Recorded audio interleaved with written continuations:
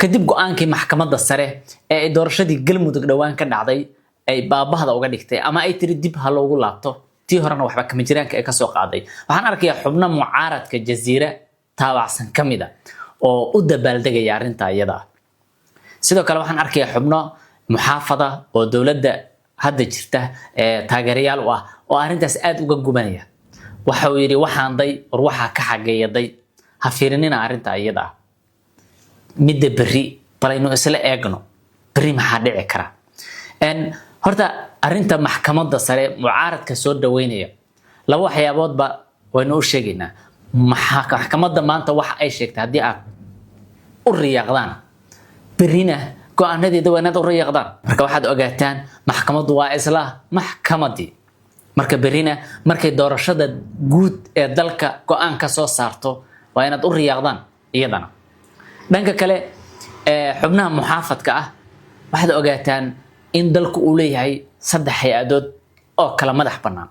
hay-adda fulinta iyo hay-adda sharci dejinta la yiraahdo ama baarlamaanka iyo sidoo kale hay-adda garsoorka. in dalku hay-adahaas leeyahay kala duwan waa inaad taas ogaataan. hay-aduhuna inay kala madax bannaan yihiin. maxkamadda sare hore waxay u diiday go'aankii maxkamaddu ku riday 3 sano Saacadiyo gabadhii leeyahay jiray Saacadiyo bajaaj ku naanista ahayd. gabadhaas xukunkii 3 sano lagu riday maxkamadda sare ayaa laashay gabadhiina waa ay soo fasaxday. marka waxaad ogaanaysaa in maxkamadda sare dalka awoodeeda maxkamadda sare uu soo noolaanay dalkana hay-aduhu inay kala madax bannaan yihiin ay cadaanayso. taas ku darsada sida la ajligeed waa uu ku amaanaya madaxweyne xasan sheekh maxamuud inuu hay-adaha qaar madax bannaanidooda u ogol yahay isagoo xukunka jooga. dawladihii ka horreeyay dabcan wayna ogeen waxa ay sameey jireen. marka taasi waa mid bogaadin mudan. waxaanu ogeyn in maantay xisbiyada tartamayo mucaaradka kamida uu maxkamadda sare u dacwooday waliba qaabkii xukuumadda hadda jirta iyo xisbigeedii uu rabay qaab ka duwan oo ka soo horjeeda ay maxkamadda soo xukuntaan u jeednaa maanta.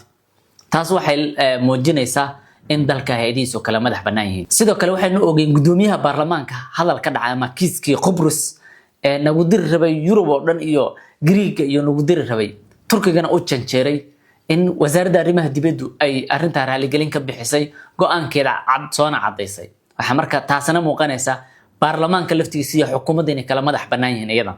waana halka dawladnimadu ay salka dhigato.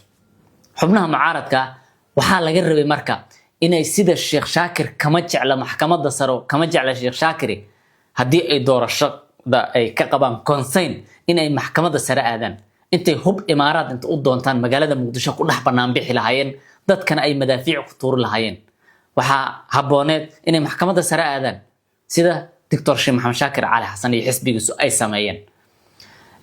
waxaa kaloo soo haray galmudug si xasilooni leh ay doorasho uga qabsoontay haddana haddii lagu laabto sidii iyo si ka qurux badan ay ugu qabsoomi doontaa idanka Ilaahay.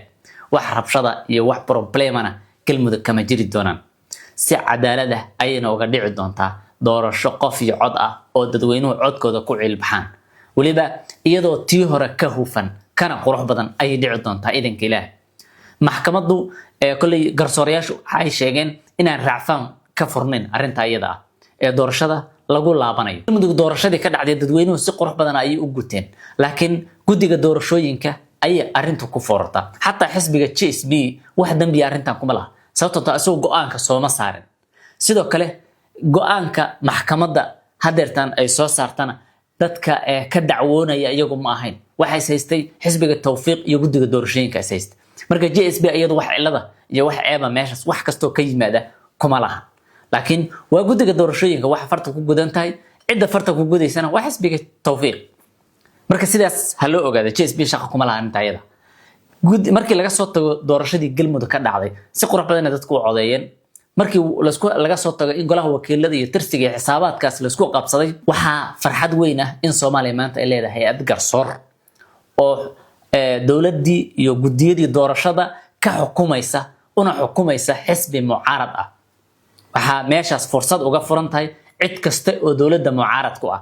waxay awoodaan maanta wixii ka dambeeyay maxkamadda sare aado ay awoodaan.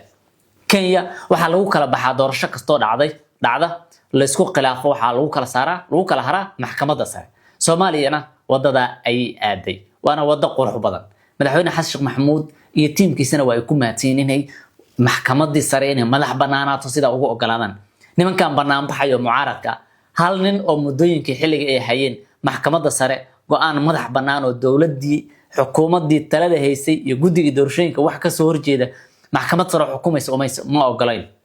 haddana way banaan baxayaan ma aysan ogolayn taariikhdooda soo akhri. laakiin madaxweyne Xasan Sheekh Maxamuud wuxuu ku amaanan yahay inay maanta jirto maxkamad isaga wax ka xukumanaysa cid kale oo xukumaysa. waliba dacwada markii la aadayay ganax lacageeda jiray ciddii laga guuleysto dowladda lacag ganaxa saaran oo maxkamaddu ka rabtaa. marka waxa halkaas ku ogaanaysa in maxkamad sare oo awood leh ay jirto. madaxweyne qoorqoor ayaa inta talada sii haynaya markii waqtigeeda doorashada la gaarana sida ugu dhaqsiyaha badan ee wali maxkamaddu codsatay in lagu qabto doorashadaas markii waqtigeeda la gaarana waxa loo qabanaya Galmudug doorasho xalaal ah oo qof iyo cod ah oo xumaato dhan ka maran oo korjoogta leh oo dhan walba ka qoxoon ayaa la qaban doonaa. haddaba adigu waxaad ku soo dhawaataa Galmudugta casriga ah, Galmudugta qoryaha wadatay maahan, Galmudugta maxkamadaha isla aadaysa doorashadeeda cadaaladda u dhacayso dadweynuhu qof iyo cod u dareerayaan ku soo dhawow oo aan xanaf lahayn oo dagaal lahayn oo qajajac lahayn. Galmudug nabad ah oo geeska gees doorasho looga dareeraya ayaad ku soo dhawaanaysaa. aragtidoona muhiim sidaad u aragtaa go'aanka maxkamadda qofkii maanta go'aanka maxkamadda soo dhaweeyay berri ma diidi karaa. aragtidoona muhiim xagga safalada nuurab. wassalaamu calaykum.